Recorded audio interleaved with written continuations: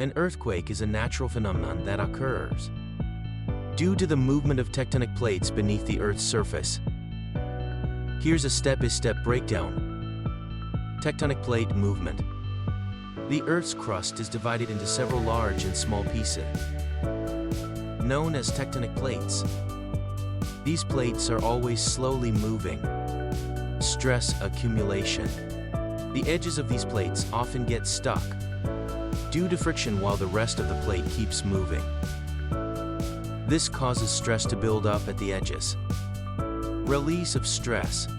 When the stress on the edge overcomes the friction, there's a sudden slip along the fault line. This slip releases energy in the form of seismic waves. Seismic waves.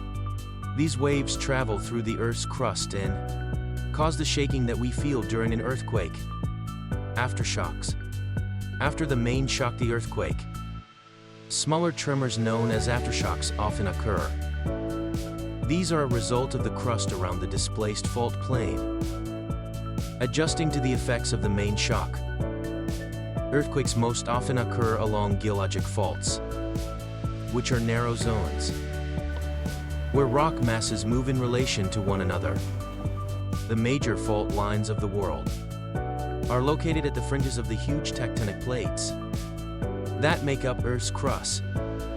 It's worth noting that not all earthquakes result in significant damage, or even felt by humans.